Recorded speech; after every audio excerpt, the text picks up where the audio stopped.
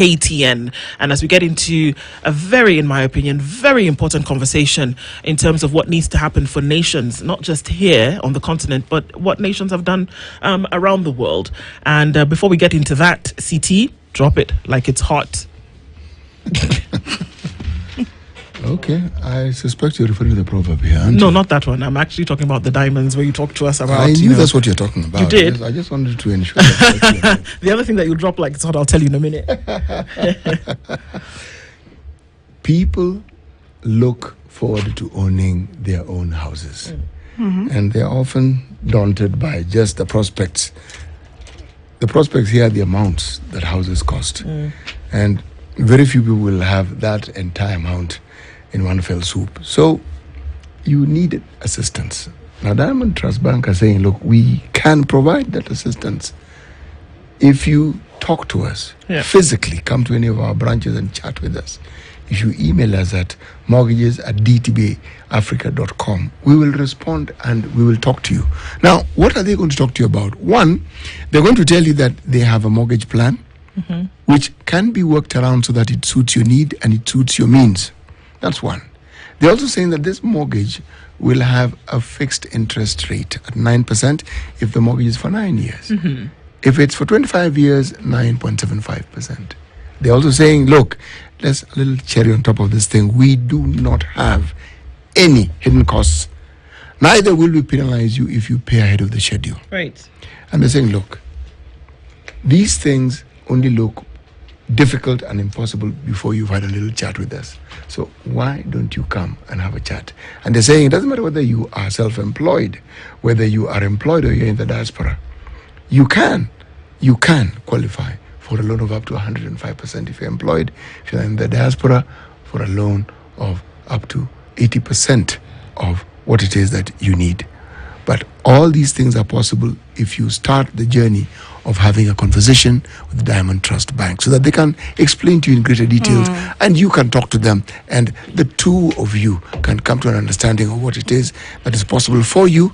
Hopefully that the need you have for owning a house will be met. Indeed. Yes. Fantastic stuff. I told you we're dropping it like it's hot. I'll give you an opportunity to do that again in just a bit. He was the former governor of Nakuru County. Rather, he is a former governor of Nakuru County, and today sits as the Cabinet Secretary for Investment, Trade and Industry. Lee Kinyanjui is our guest this hour, and he is in the hot seat. Waziri, good morning. Morning, and glad to be here this morning. Good to have you here. Thank you. The last time you sat in that seat, you sat in a different capacity. Today you sit in one that I think is fundamental to what then drives an economy that could essentially push it forward in terms of development. And that forms the basis of the conversation that we'll be having today about what Kenya can actually do to lift itself and push itself forward. So I'm already excited, as you can tell. But before we get there, CT goes around the continent every week, as you know. And he's in a different country this week, and he's going to share the proverb with you. And then you can tell us how you would interpret that. Well, we are in the Republic of Burkina Faso. Burkina Faso is many things. But the thing that I find most pertinent about Burkina Faso, it is the tragic reality of Burkina Faso. This is a country that forms part of what people refer to in West Africa as the coup belt. Meaning, it's like for every stone you throw, you'll probably hit around 2 or 3 countries that have had a coup in the not too distant past. But they, from the time of independence, they've had one coup after another, after another, after another. That is the country. But this is a wealthy country. Wealthy country. And yet, despite all the mineral wealth and the agricultural wealth, it's one of the poorest countries on the planet. Right. Anyway, the proverb. Those who seek revenge must remember to dig 2 graves. Revenge, more often than not, will have 2 casualties. Both the one pursuing and the one being pursued. So the outcomes would have both victims fall into the grave. Okay. Very true indeed. Profound. No, yes, it is. It's those who seek revenge never look at it that way. That's the whole point. Indeed. They think they're the ones who will receive whatever gratification they hope to receive from the revenge they seek. Rarely happens that way. No, it doesn't. Right. Not quite. Yes. So yes, Karibu again. And as we get into this conversation, you took on just a short while ago this position as the Cabinet Secretary, and specifically for Investments, Trade and Industry, a big ministry. And on which sits the shoulders for very many things when it comes to economic development in the nation. And we're looking at enhancing sustainability. But let's start from the question of, has Kenya achieved economic stability? Before we talk about enhancing it, has Kenya actually achieved economic stability? Thank you. And once again, my appreciation for being here today. Mm-hmm. I think it's good to look at stability maybe in the context of post-COVID. Mm-hmm. Nations across the world were greatly affected by the COVID problem. Because, there was a disruption of almost anything from tourism to aviation, production, and everything. And I think the last 3-4 years have actually been the recovery years. Mm-hmm. But we can confidently say from where we were during COVID, this is with respect to the whole world, I think we can say we have fully recovered, but there are still huge challenges that we continue to experience as a nation. Mm-hmm. And I think this really is the focus of our ministry. First is to note that the levers upon which a nation can lift itself from poverty, from debt, are all within the trade docket. Mm-hmm. And that's why you have seen in the United States, in the first few years of President Trump's entry, his conversation is all about tariffs. Tariffs with this country, tariffs with that country. Those are the levers within the trade space. Mm-hmm. So I think also it is a great lesson that we all learn. In fact, if you look at, is either you put the right tariffs to attract businesses and stop imports, or you tax your people. So more often than not, nations are focused more on taxing their people than on how to use the tariff lever to ensure that they prevent unnecessary goods from coming. And too well, we've had toothpicks, all these manner of things coming into the country. And as a result of that, you have fewer jobs and you get more unemployment in the country. So I think the main issue is how we can use trade to lift the country from unemployment, from poverty, how we can pay our debt as a result of using those levers. But indeed, it is true that if you look at the Kenyan shilling, for example, is at 129 now, and it's been there for the last maybe 4-5 months. Holding strong. Yeah, and the important thing about a currency is not just where it is, but the stability. So importers don't want today you're going to buy at this price, in 2 months you're here. So I think the fact that our currency has held there for the last 5-6 months, I think it's something we really need to be careful and be happy, because it's a stabilizing factor in the economy. The other issue is interest rates. You recall that our interest rates had gone to the level of 18-16 since the CBK lowered its CBR rate. Banks are coming down, not at the pace we would want them to come, because when the CBR rate was increased, when the interests were going up, they responded immediately. But when it is coming down, there are all manner of excuses that have continued to persist.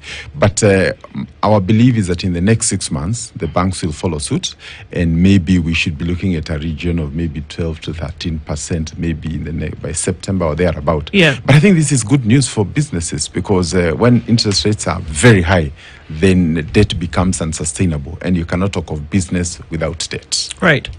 So if we jump right into it, we're looking at why local production would be one of the drivers of economic stability, or towards the enhancement of economic stability.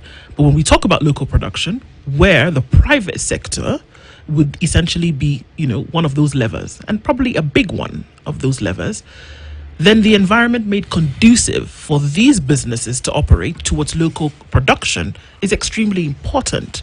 So what is that outlook right now in terms of supporting local businesses towards local production, when we say that would be one of the ways to enhance economic stability? Thank you. Maybe some background would be useful in understanding maybe where Kenya, even African countries, all fall in this. I think if you recall, in the colonial days, we had a solution to almost everything. Food, you didn't need to go to the supermarket, clothing and all that. But along the way, the advent of colonialism kind of destroyed the entire solution that the Africans had for themselves. And therefore, anything you wanted, you had to go to the market. Now, the source of these products was not Kenya, was not local for that matter. And long after the end of colonialism, that legacy still lives on. That for breakfast, you need cereals, you need wheat, much of it is imported, you need clothes. So we really are in a system that is so dependent, and that creates a deficit situation. Because if for every solution from food to clothing to healthcare is foreign oriented, then it means you'll forever be in debt. And I think therefore it is the responsibility of nations and governments to try and reverse that equation, so that in every aspect, if you're thinking of food, how do we get to sustainable levels? Kenya imports nearly 90% of its wheat. Yet in areas of Nakuru, Eldoret, and Nanyuki, we are barely doing 30-40% of our capacity. Why can't we explore the other 40 so that we reduce the imports? The weather is right, climate is right. Why are we not doing these things? Why aren't we? If I may jump in and ask, what's the reason why? Yeah. I think it's a long conversation. Let's do it. But to me, the point is, as long as, even before we go to exporting other things, we already have a kitchen deficit. Your food, you can't meet your food needs. So you'll find that of our big imports, largely food is one of the items. So I think the first conversation we're having, including with agriculture, is how can we make sure that we don't import our food. Now, part of the challenge we've had with food, including wheat recently, you know that farmers in Kenya are probably the only community that will put their money on a product whose value they don't know. Person running a hotel knows a cup of tea is 100 shillings. So if I make 10, I know what to get. But a farmer who is planting maize has no idea how he's going to sell the maize. It could be 2,000, it could be 3, it could be 4, it could be 5. So there's a lot of casino business in agriculture. So we have to reduce that risk in agriculture, so that now farmers can say, I can produce 20 bags per acre, I have 20 acres, they can go to the bank and get finance. That is one thing. So we're trying to work on the possibility of looking at the cost structure and possibly giving them a number that they can work with. Because even if you're a bank today and a farmer says they want to be lend money and you don't know how much they will sell, whether it will be below cost, above cost, or super profit, you have no idea. And what this has tended to do is that now farmers, because they're expecting the price will be better tomorrow or the other week, they tend to hold their wheat, their maize. In the process of holding, you have higher post-harvest losses. So we are dealing with an area that requires a lot of attention. But in short, before we even do anything else, we must work on our food security, because that is where our biggest bill goes. And as we seek to service our debts and all that, if you have to service your debt and at the same time import maize, import wheat and all the others, then that's a nation that has already a red dashboard, and we need to clear that. The other issue is in the area of clothing. And maybe before we get to that, it's good to say, in areas like edible oil, Kenya imports 90% of edible oil. Edible oil, by any other name, is really like mnazi, what you have at the coast. Yes.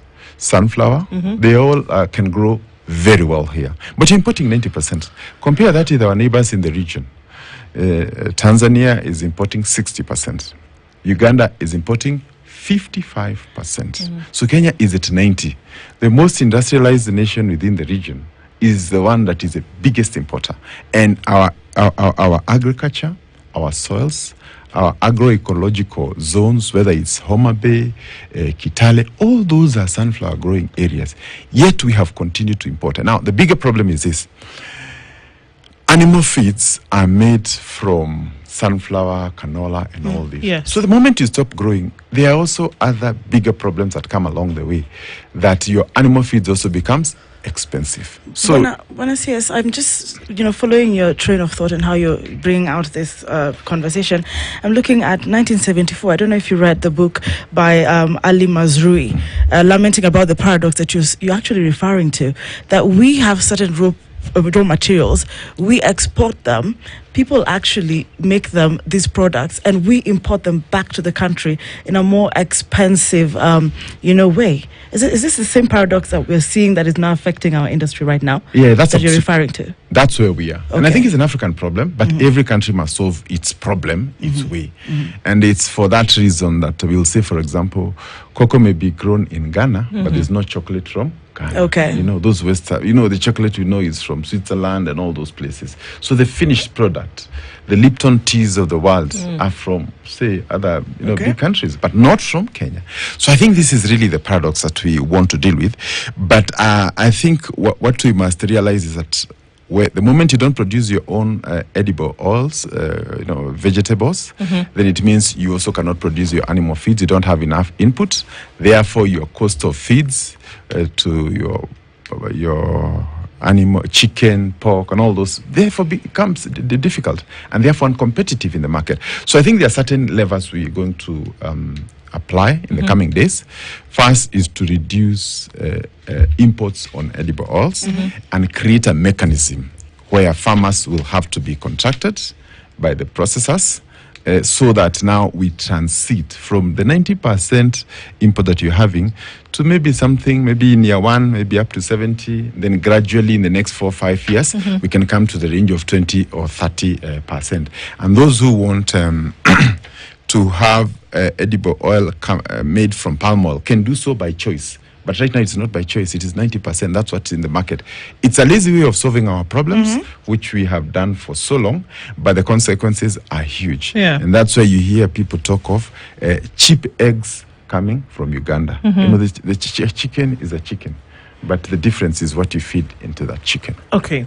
So yes, we have diagnosed a problem forever. That this conversation that we're having now in terms of what needs to happen, what should happen, who needs to put in particular inputs, is not new in terms of a diagnosis. There are people who have come before you who have diagnosed this exact problem and said, this is what we need to do. There seems to be a disconnect between the diagnosis and the treatment. In terms of, move from the doctor's office, go to the lab, come back with the results, and now go to pharmacy for treatment. There's a lag. Because if we're going to talk about this edible oil story, for example, and say, let's start to look into the growth and harvest of palm trees, it takes 3 to 4 years for you to recognize the fruit from a palm tree. Right? Now, once you harvest that and you now start to create your oil, it takes you a month or so, 3 months. But it takes 3 to 4 years. What that tells me is that if in the last administration, for example, the person who was in your position and that whole mechanism, if we were serious about this, that we would have already been able to realize a harvest of palm trees in Kenya, whereby we would actually start to produce oil. 3 to 4 years. It would have happened already. But it doesn't seem to happen. What's the problem between the diagnosis and the treatment? I think first, palm oil is just one. I mean, you don't necessarily have to grow that. As an example. If you go for canola and sunflower, they take 4 months. Exactly. We don't need to go. But I want to confirm, in some parts of Nyanza today, sunflower is being grown, crushed and oil extracted at a cottage level. So it's already happening in a small way. But I think also the fact that, inefficiency in a system sometimes, or shall I say, often benefits somebody. What the Kenya may be losing may be a benefit to a person or a group of people. Now, this group of people sometimes are so powerful, they can completely disable a system. So I think it's good for us to agree, even as we push this, we need goodwill. Right away from the county all the way to the top. But to realize that the process of transition sometimes may be, may have a bit of casualties, but eventually that is the best thing for the nation. I have said within the region, we're the biggest importers of palm oil, which is embarrassing. And I think these are statistics that anybody can counter-check, that after importation of petroleum products, our next product is palm oil, which can be done here. Those that we can substitute, we must do it. And I think for me, from where I sit, I know it is possible. I think all you need is to have the resolve as a nation to agree between benefiting a few who are importers, who want the easy solution, and the hundreds and thousands of farmers back there, and saving our currency, the forex that would go out. What should come first? I think that's the conversation we need to have. And part of this is the public awareness that some of these forums create for the people to understand the implications of their actions. Yeah. You know, in the previous century, somewhat towards the end of it, the Ministry of Finance actually, in conjunction with the Ministry of Agriculture, actually did send people to Malaysia to study their palm oil industry. And they did go. And they did come with the report. And some of what they learned was even piloted in some places, like, say, the coast. So it wasn't a visit or a fact-finding mission that went sort of like astray. But that's just about it. Now, fully grown, that palm oil will continue being harvested for probably up to 30 years. Okay?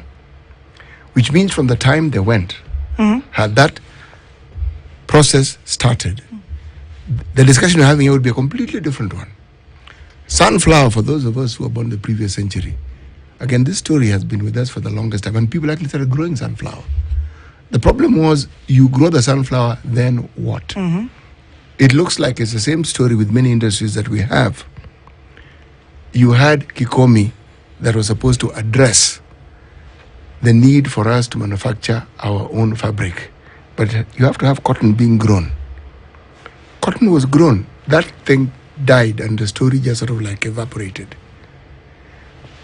What I'm leading to is, somewhere in some of our shelves are all these findings on the way forward and detailed with the anticipated outcome. You're right, Waziri, when you say that people benefit. The other day we're looking at a headline here where a large number of people who process wheat had actually imported wheat into the country. And yet, local farmers and their wares had not been bought. So essentially, the farmers were complaining and saying, our wheat is sitting here and it looks like we're going to experience a very huge loss. But wheat had been imported. It's a story we've heard about sugar. It's a story we've heard about maize. It's a story we hear. And those who are farmers, I speak as somebody who once farmed sugarcane. I no longer farm sugarcane. I stopped completely and uprooted the sugarcane. And grass grows on that piece of land. Yeah. Sugarcane is grass. But anyway, the smaller grass. Actually, the one without the grass. cane. The one without the cane. Yeah. Yeah. You see, I'm saying this because your task is a difficult one. It's difficult because knowing just how passionate, if I may use that term, Kenyans are about looking for solutions and documenting them. But somewhere along the line, the question to us comes into force. That next step, we do take the next step. We do. And we even pilot. Then what happens?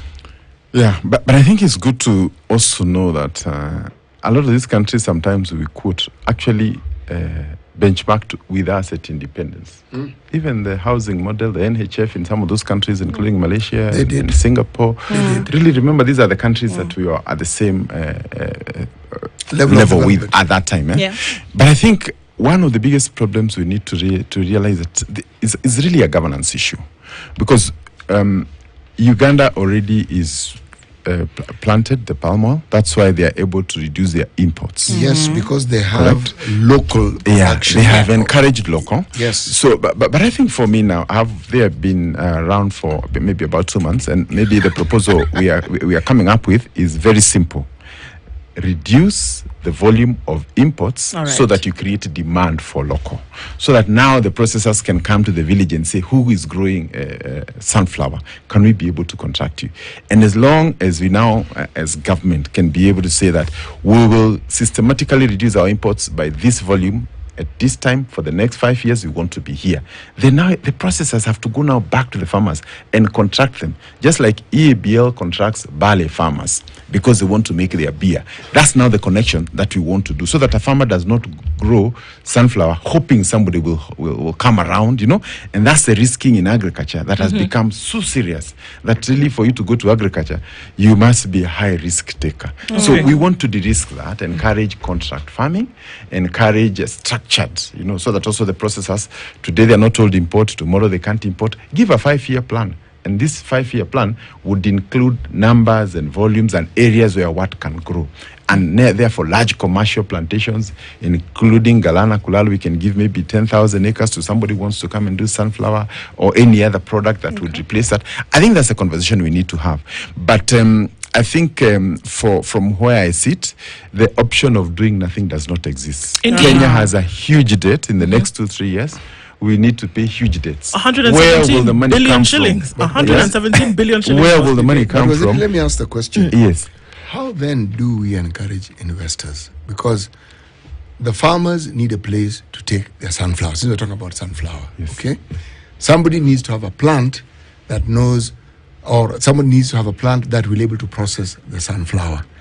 The somebody does not necessarily have to be a Kenyan, and if they are still investors. Yeah. What will the government do to encourage such people? Because so that someone understands, yes, there is land, this thing takes 4 months. So if I put up my plant, within 4 months of putting up my plant, I know that I will be rolling off this production. Yeah. Because the government has to provide incentives for people to want to be able to invest. Thank you. And maybe also just to add, you had a particular interest in the Middle East. Yes. You could also rub that in, perhaps. Very good. So I think the first thing, government is to provide policy. Actually, what has come out very clearly, not just in Kenya but across the world, is that private sector wants to know, where does government want to go? Sure. How do we align? So one of the biggest problems we've had, sometimes you say you want to go here, then tomorrow you change, then already investment has been made in that area, therefore it becomes a bit of a waste. So what we are trying to create is like a 4-5 year plan that we can now share with the private sector. This is what we want to do. We want to systematically reduce, for example, import in tiles. When you're building a house, you require the tiles. So we slapped a ban or taxes on imported, and we have seen local production go up. So what we now want to do is to improve on quality. And if you from between Kitengela and Namanga, there's a very, very, very huge industry that has come that is actually serving the whole of East Africa, and we want to see more of those in Kitale, Nakuru, and other places. Which industry is this? Tiles, making tiles for houses. And this has come because we have increased tax on imported tiles. So what we want to do is have many of those. So government makes statements and does a follow through and ensures that within the next 3-4 years we are consistent. So with respect to what incentives we are giving, first, if you are guaranteed of the market, if for example we consume X quantity of palm oil, and we are saying that we are going to reduce importation systematically by 20% every year, it means you are assured of a market. Indeed. But whatever you grow is one. That is inadequate incentive. The second one Good. is taxation.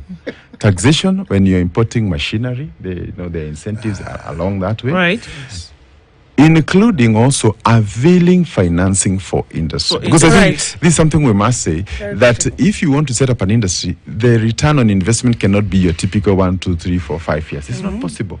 Finance for industry is long term, it's 10 years, it's 20 years. And it is for that reason that you find a lot of the indigenous people cannot get into that space. Okay. Because the finance available is short term, yet what you require is long term finance. And the government is looking at ways in which you can raise money that would avail funding for 10 years, for 15 years, and also industry specific. There would be low-hanging fruit, and I want to take a break and come back and look at some of that low-hanging fruit that could actually bring in some of this funding that government is looking for, that other nations have been able to do. We'll come back and talk about that when we take a quick look at weather and traffic. The Cabinet Secretary in the Ministry of Investment, Trade and Industry, Lee Kinyanjui, is our guest this hour. We'll be back as we look at local production and how it can enhance economic stability. Don't go way back after this.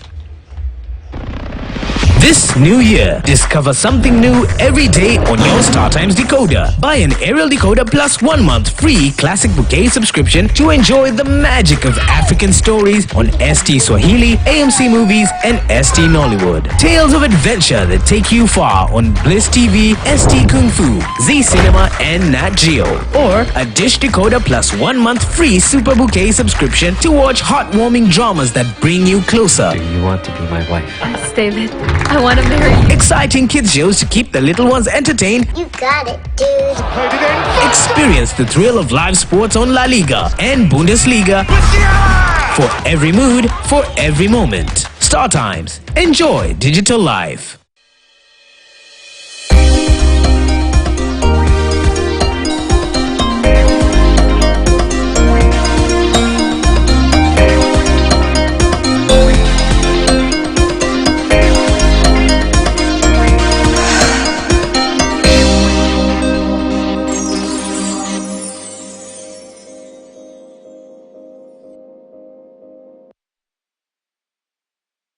Very, very busy on the Thika Superhighway this morning.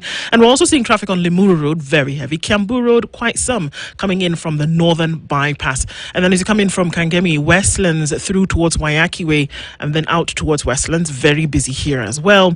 We're not at a standstill on Gong Road, but you'll find some traffic in and about as you get through it. Langata Road is also starting to build up with traffic that's coming off of Magadi Road. And so that'll do the thing for a while. We are in traffic hour this Thursday. Let's try to keep things moving as we talk on Spice FM. KE on X hashtag the Situation Room.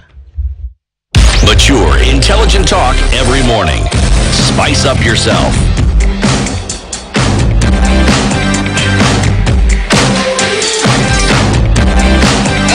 Mornings done right. 94.4 Spice FM, Nairobi. The Cabinet Secretary for Investment, Trade and Industry, Lee Kinyanjui, is our guest this hour.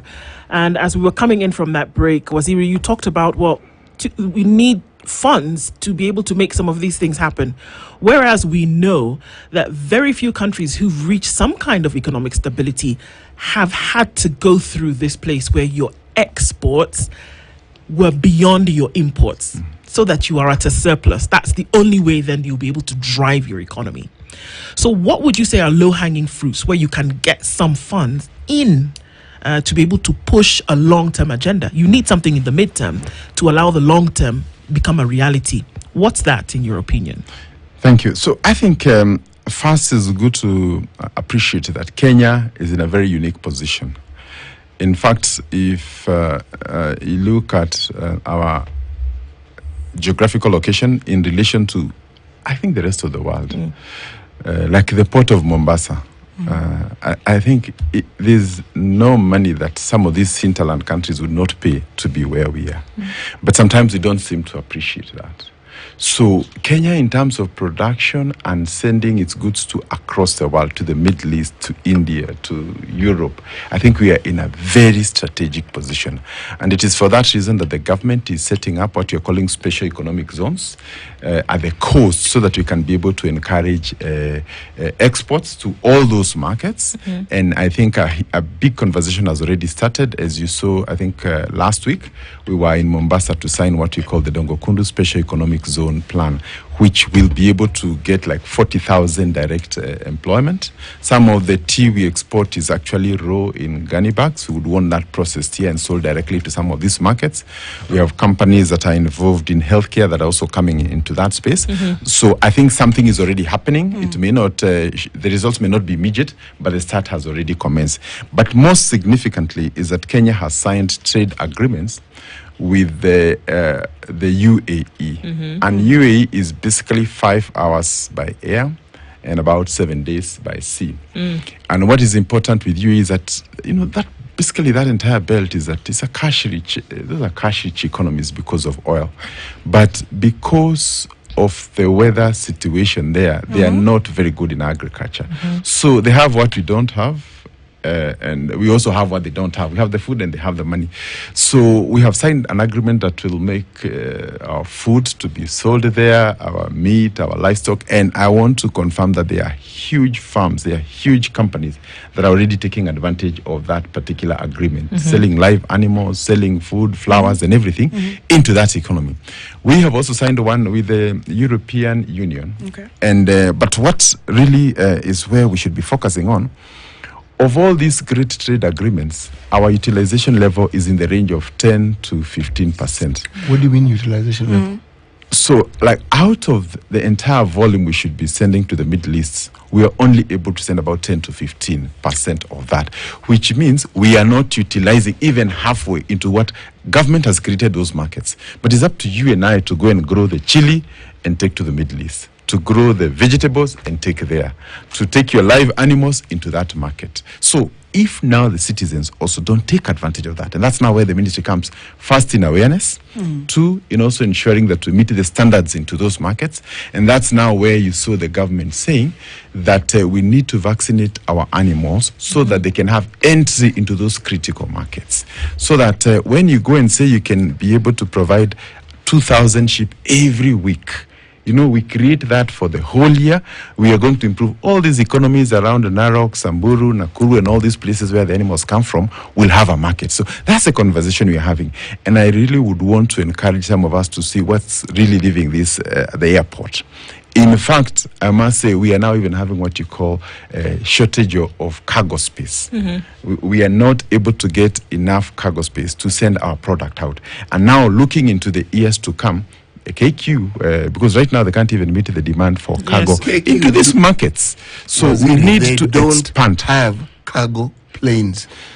Yeah, cargo is not just about the cargo plane. Even the normal plane has a belly. No. Yeah. Waziri, allow me to say no, because a cargo plane is built specifically to carry cargo. A passenger plane is specifically built to carry passengers, and the underbelly is meant for luggage. Cargo planes are humongous. They are wide, not narrow like the passenger planes. Forgive me for interrupting you, but the reason why I'm saying this is because it is something that Kenya Airways didn't invest in a timely fashion. And our nakedness was obvious during COVID, because countries that had understood this had cargo planes. We were converting passenger planes, a wonderful thing, into cargo. And yet, even the way in which a cargo plane is constructed is really very, very, very different from the way. So, even as we talk about what we are saying, I'm in agreement that the plans the government has are clear.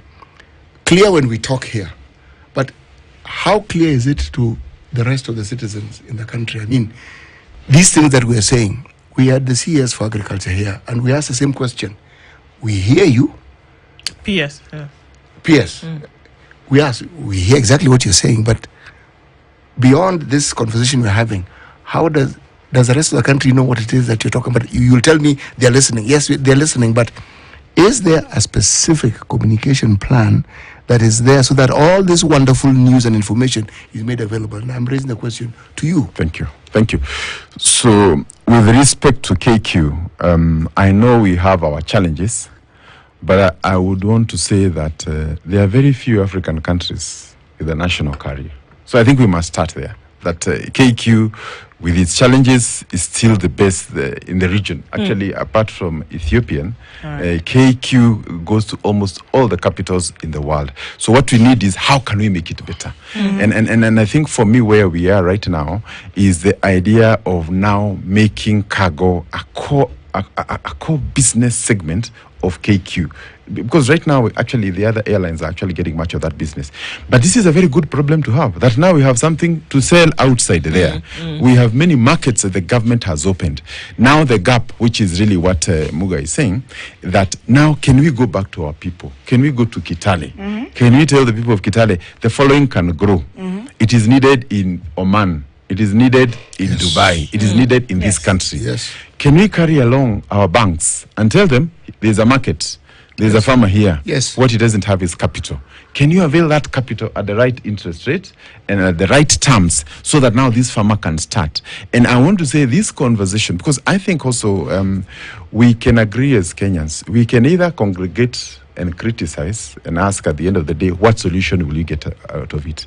But you can also congregate and say, well, let's look at that European Economic Agreement. What is it that we can be able to provide? And there are thousands. And that for me was Thousands of items. and that for me is what the low hanging fruit is. Yeah, Because yeah. before you said, okay, so in the midterm we need 1, 2, 3 Yeah. so that we can achieve the long term. And that for me is the low hanging fruit that we are not taking advantage of. Yeah. That even that conversation that we had with the PSOs 3 weeks ago, Yeah, right? perfect. And you talk about there are farmers who can grow chili from here to Kitale, from here going in that direction, even in the dry areas going through towards the eastern part, that there are things that can actually grow that are needed.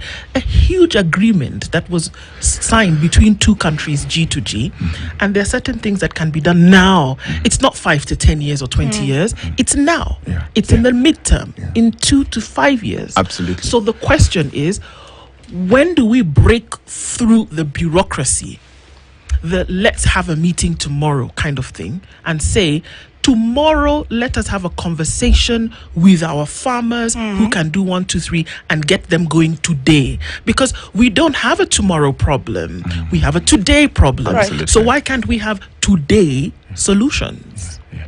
So, thank you. I think the main issue here, we must agree, there are historical problems that require very bold actions. And I think that's really what you're trying to do. Yes. And I want to give an example of Nigeria. Nigeria, for the longest time, produced oil.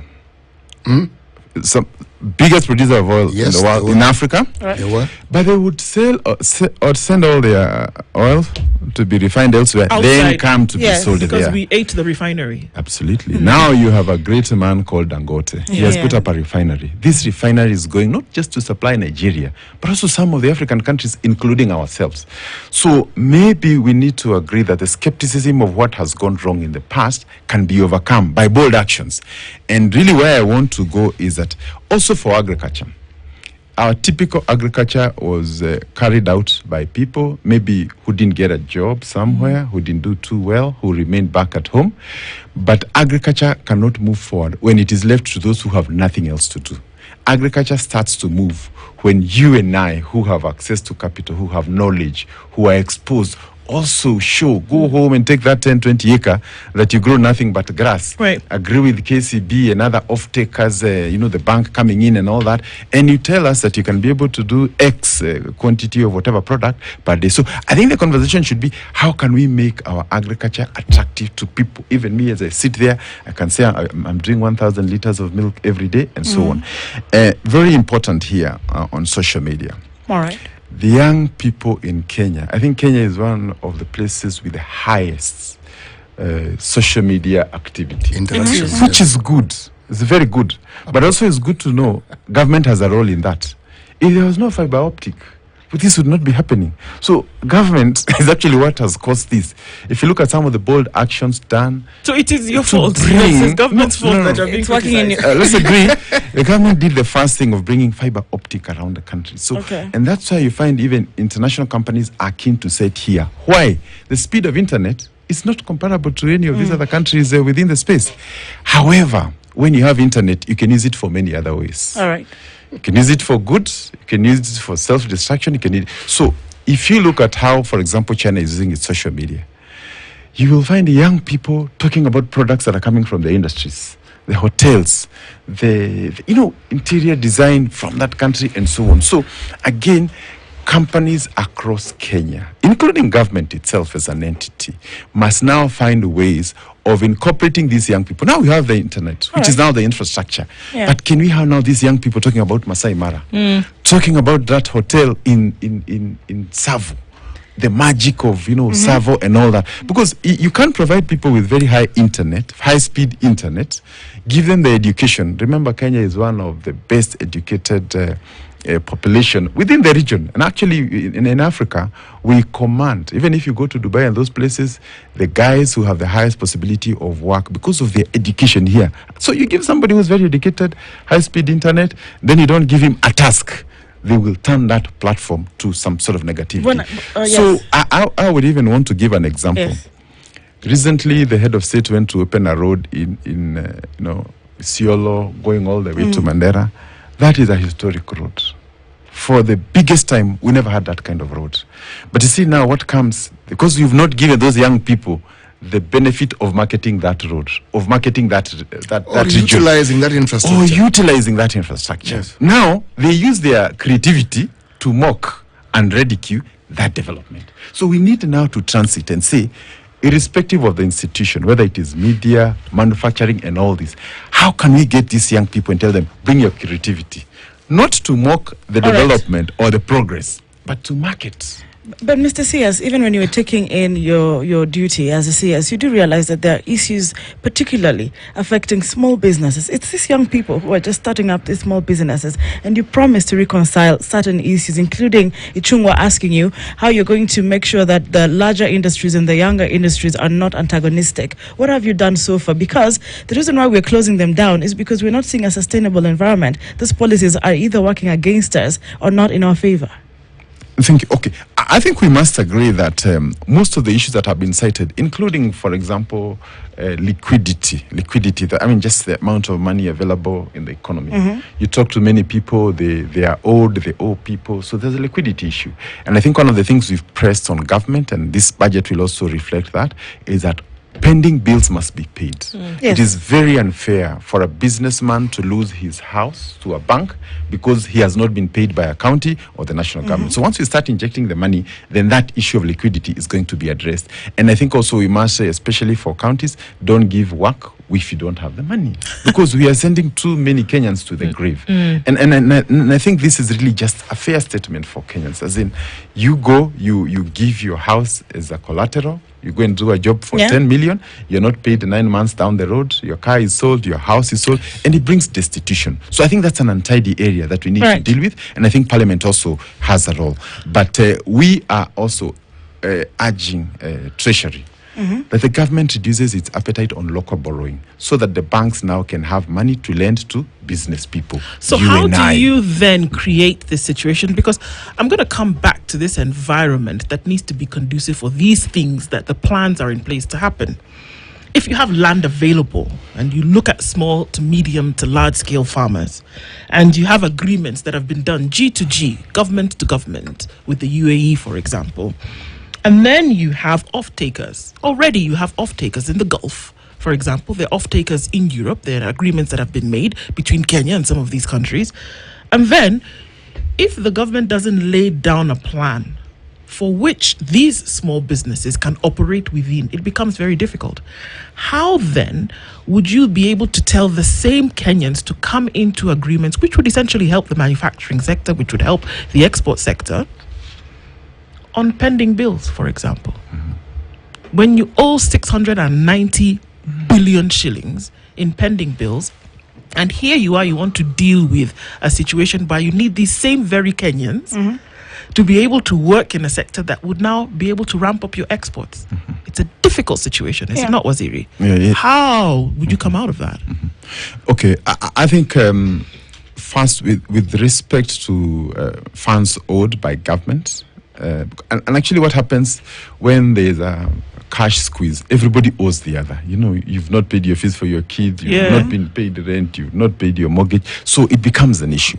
But once liquidity is brought into the market, then you'll find whoever owed you is even paying you before you ask him and that kind of thing. But it must start with government, and also making sure that as you solve that past problem, we don't create another one. And that's why we're saying that let us not be too ambitious in our budgets, where we go and procure so much, yet we don't have enough money. Let us learn to live within our means as a government, and there's, government entities and counties all included, so that you don't commit and tell somebody, can you go and build that hospital, hoping that we will get money. Finally, we don't get, and that guy is finally auctioned. So I think there's also an issue about ambitious budgets, that a county comes and says, we're going to do all this. They don't realize maybe more than 60% of the budget they were hoping to get. Therefore, the 40% goes as a pending bill. Or that you can tell a farmer, come and grow chili on your 5 acres, or, give me 100,000 goats over the next 1 year. How is that farmer assured that the same government is going to actually pay them from the off-taker?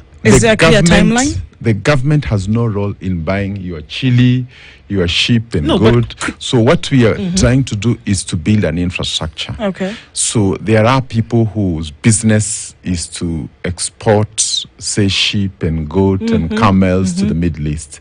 So what they want is now a dedicated sort of offtake arrangement. So they have registered or contracted farmers, and then they also have them they sell there. Because it is not possible for me, if I can only get a one pickup, to now become an exporter. It's not Doesn't economical. make sense. So, and that's why the government is coming up with what we call aggregation centers, where you bring your pickup, I bring my pickup, we combine it, and then we sell it outside there. And I think one of the things we'll be doing is to have open days where we call Kenyans, maybe let's all meet in Limuru. This is one of the aggregation centers. These are the products, these are the vegetables that you are sending. And just for your information, if you go to a typical UK supermarket today, and you go to the vegetable section, over 40 to 50%, depending on where you go, are vegetables grown right here. And they are flown every single day to that market. Now, what you want is to increase that. So that also when you go to Germany and France and all those other places, and remember, they have months when they cannot grow some of these things while Kenya enjoys good weather round the year.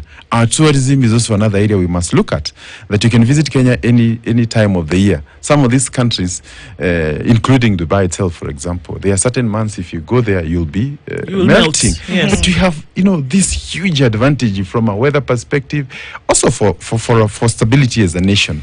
I must say, if you want to compare our country with any other country here, we may make all the noises, we may have all manner of headlines, but we all go back home and sleep and wake up in the morning, and life goes on. Did you say headlines? Yeah, I had that too. But sometimes, if you read and you find Kenyans, everybody's going about his normal business, life is going on. So I'm saying Kenya is a very stable nation. And in fact, if you look at all the regions around us, even the larger Africa, we are at a very, very, very, very good space. Maybe the point we need is also to help Kenyans to also see that they're in a great country. And sometimes it's good to separate between your country and whatever politics that we may have for the day. Because if you look at the investments that have come in Kenya, in the last 5 or so years, then you begin to see. And these are people who have the opportunity to go to any other part of the world, but have chosen to come to Kenya. Yeah. Even in the hotel industry, the 5-6-star hotels that have come in the last 2, 3, 4 years will amaze you. Yeah, I mean, it's our time is running out, yes, but then it's clearly obvious that, the job that government has is to build a conducive environment in which these things that you're talking about can flourish. The hope continues to be that in terms of building a sustainable economy, that the government just does that does create a conducive environment for these things to happen. And so thank you for being part of this conversation this morning. And our hope is that we can talk with you again and see that environment more and more is being built, and that we can see the proceeds from it and actually pick that low-hanging fruit. Thank you. The Cabinet Secretary in the